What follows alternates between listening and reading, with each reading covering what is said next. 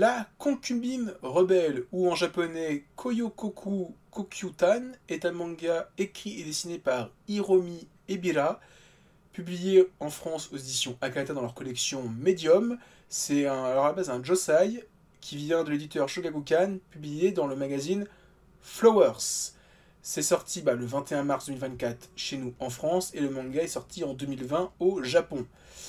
Alors, le résumé, c'est: afin d'assurer la paix sur ses steppes natales, Sarana doit quitter son clan pour épouser l'empereur du pays radieux et rejoindre le palais intérieur au cœur de la cité impériale. Hélas, venant d'une contrée étrangère, la jeune femme a du mal à se faire accepter par les autres concubines. Heureusement, grâce à sa perspicacité et à sa détermination, elle pourrait bien réussir à déjouer les pires manigances et à se rendre indispensable au sein de la demeure royale. Alors, je ne connaissais pas Hiromi Ebira, et en me renseignant, elle a fait un autre manga sorti il y a 2-3 ans chez Akata qui s'appelle Sous la lune de Taisho. Et je dois dire que j'ai beaucoup aimé La concubine rebelle. Moi, la couverture m'avait intéressé. Et quand c'était une série en 2 tomes, je me suis dit, au pire, si le tome 1 me plaît pas, je suis curieux, mais sans plus, j'achète le tome 2, et de toute façon, ça sera terminé. Donc je sais que je me lance pas dans une série interminable de X tomes. Là, c'est terminé en 2 tomes. C'est vraiment limite un one-shot. C'est limite triste qu'il n'ait pas sorti un intégral en 400 pages. À 15-20 balles. Parce que vraiment, à ce prix-là, autant... franchement, sortez une série, sortez un one-shot de 400 pages, et puis basta, on passe à autre chose. Ça sert à rien de sortir... Moi, je pense que les éditeurs devraient quand même commencer à se dire, est-ce que c'est pas mieux de sortir un seul gros bouquin de 350-400 pages plutôt que 2 tomes? Après, je pense que ça rapporte plus d'argent de sortir 2 tomes, mais je me dis, est-ce que c'est pas aussi penser aux bourses de leurs fans, de leurs clients? Je pense à ça. J'ai beaucoup aimé parce que tout doucement, j'apprécie quand même pas mal toute cette culture impériale, la cour, le harem, les concubines chinoises, avec les cannes d'apothicaire. Alors là, on est plus sur le point de vue des concubines, parce que l'héroïne est une concubine, elle est là, elle est donnée à l'empereur pour une question d'alliance. Donc on est plus sur le point de vue de la rouquine, vous savez, celle qui a un enfant dans le canne d'apothicaire, donc Gyokuyo. Il y a un petit côté Bright Story aussi parce que l'héroïne vient d'un peuple des steppes. Donc là, quand tu vois ça, tu penses vraiment à Bright Story. Donc il y a un peu le mélange canne d'apothicaire, Bright Story, tu mélanges ça, t'as une sorte de concubine rebelle, donc avec cette héroïne qui vient d'un peuple qui élève des loups, qui en plus ces loups sont dans le peuple dans lequel elle va, donc cette famille impériale mal vue, c'est un peu les dieux maléfiques contre le pouvoir de l'empereur, le pouvoir divin de l'empereur. Donc il y a un peu ce côté mystique qui est intéressant, qui revient régulièrement au fil du récit. Il y a des planches qui sont vraiment de toute beauté.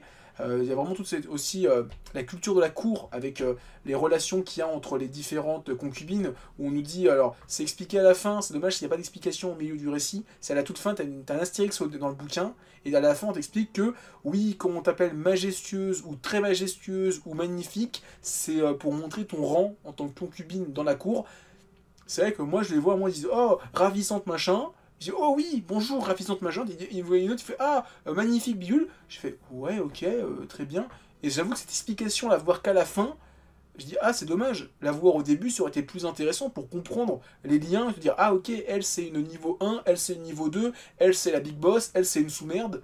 C'est un peu dommage d'avoir eu ces explications que en fin de bouquin. C'est juste, voilà, c'est mon point de vue. En tout cas, le récit est super intéressant.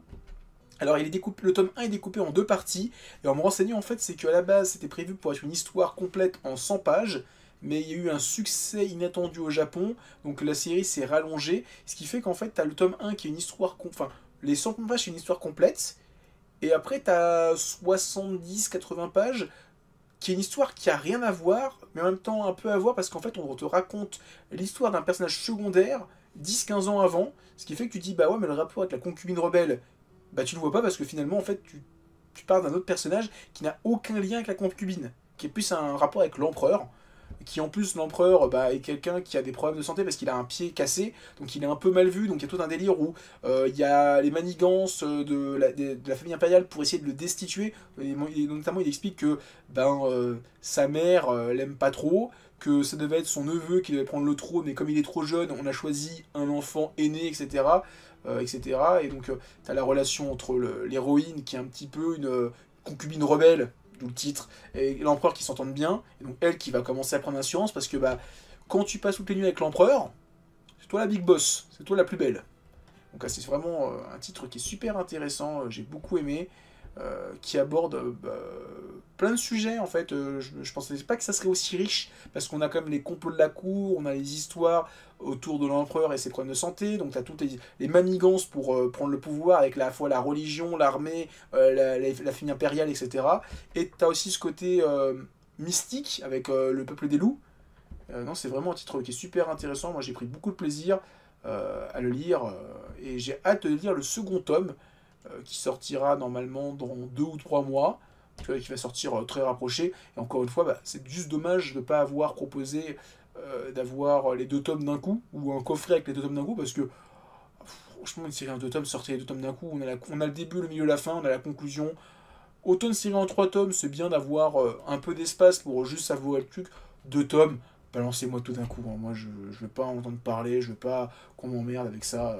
Mais en tout cas, voilà, une série super intéressante. Voilà, encore une fois, hein, les complots avec du poison, hein, comme dans les canets de l'apothicaire. Voilà, c'est vraiment un titre que j'ai pris beaucoup de plaisir à lire, avec un trait qui est très élégant, vraiment très très fin. Notamment, voilà, alors ça, je pense que c'est après. Alors, je suis pas un expert en shoujo et en josei.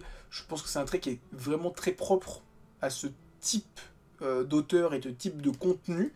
Et comme j'en ai pas beaucoup, moi chaque fois que j'en lis, ça me fait beaucoup penser au Pavillon des Hommes, avec ce trait très, très élégant, très fin, tout en finesse, limite filiforme, on peut dire ça comme ça.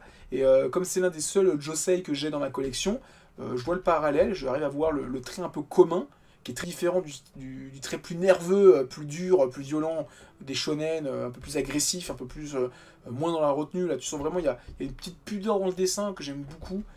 Mais en tout cas, j'aime beaucoup ce qu'on a en termes de dessin. Ces double pages, je les trouve magnifiques.